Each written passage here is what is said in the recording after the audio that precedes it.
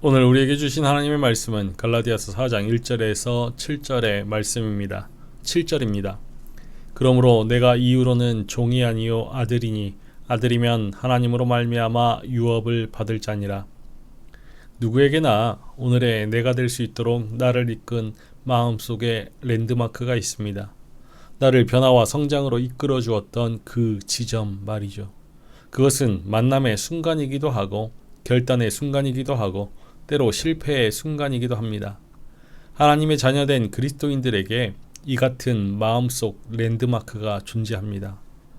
예수 그리스도가 내 삶에 개입하여 들어왔던 바로 그 순간, 그 찰나 말입니다.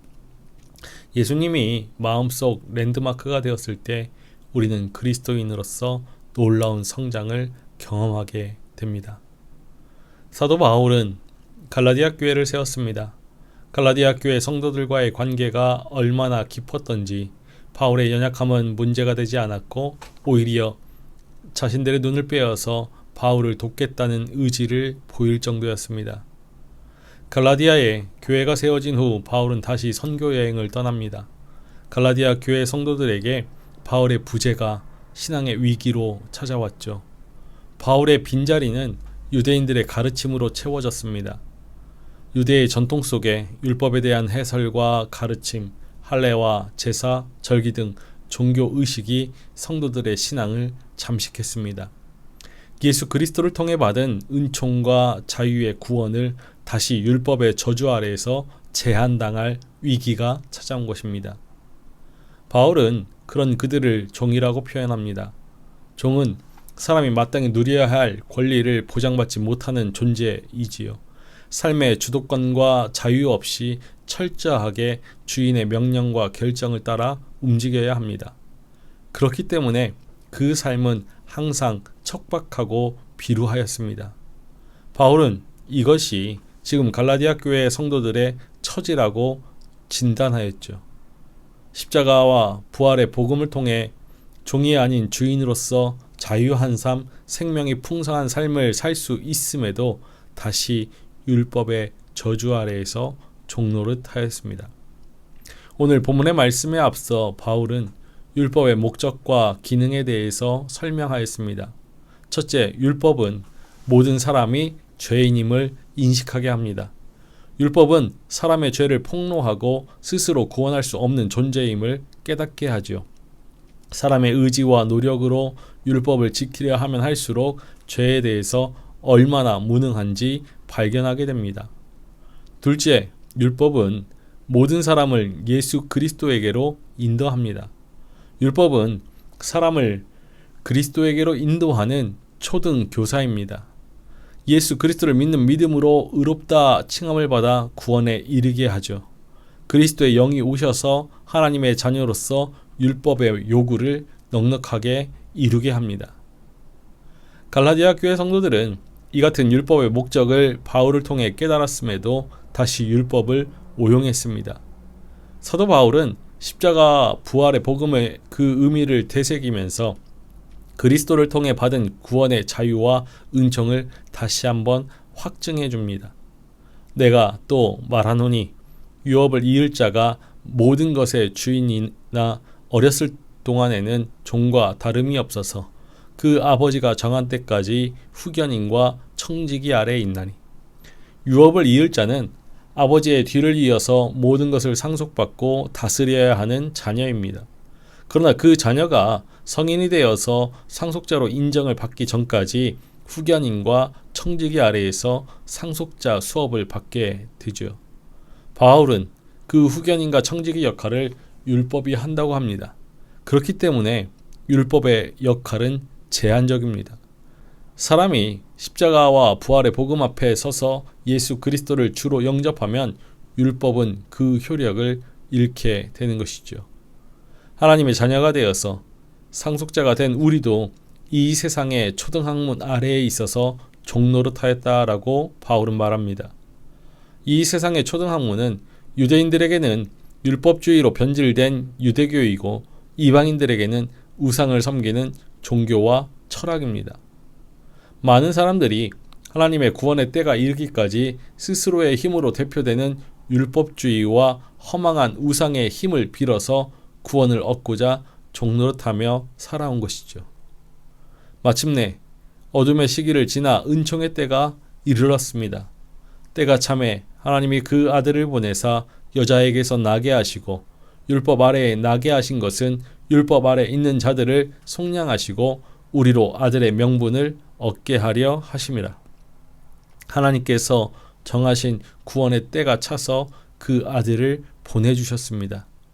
그 아들이 여자에게서 났다라는 것은 뱀의 머리를 상하게 하실 메시아로 여자의 후손으로 오셨다라는 의미입니다. 그리고 하나님의 아들이 인간의 육신을 입고 이 땅에 오신 것을 뜻하지요. 하나님의 아들이 율법 아래에 나게 하신 그 이유는 율법 아래에 있는 자들을 속량하시고 하나님의 아들된 명분을 얻게 하시기 위해서입니다. 하나님의 아들 예수 그리스도는 연약한 인간의 육신을 입고 이 땅에 오셨지만 모든 죄를 이기시고 율법의 모든 요구를 이루시사 하나님 앞에서 온전한 의를 이루셨습니다. 사람이 스스로 이루지 못한 율법의 요구로 인하여서 드러날 모든 죄와 허물을 짊어지시고 하나님의 어린 양이 되셔서 십자가의 희생 제물이 되셨죠. 사람의 모든 죄와 허물이 그리스도께로 전가되었고 그리스도의 은은 사람에게 전해져서 예수 그리스도를 믿음으로 영접한 사람은 의롭다 칭함을 얻고 하나님의 자녀가 됩니다. 하나님께서는 그의 아들만 주신 것이 아니라 그 아들의 영을 보내주셔서 하나님의 자녀로 하나님을 아빠, 아버지라 부르게 하셨습니다. 너희가 아들이므로 하나님의 그 아들의 영을 우리 마음 가운데 보내사 아빠, 아버지라 부르게 하셨느니라. 그러므로 내가 이후로는 종이 아니요 아들이니 아들이면 하나님으로 말미암아 유업을 받을 자니라.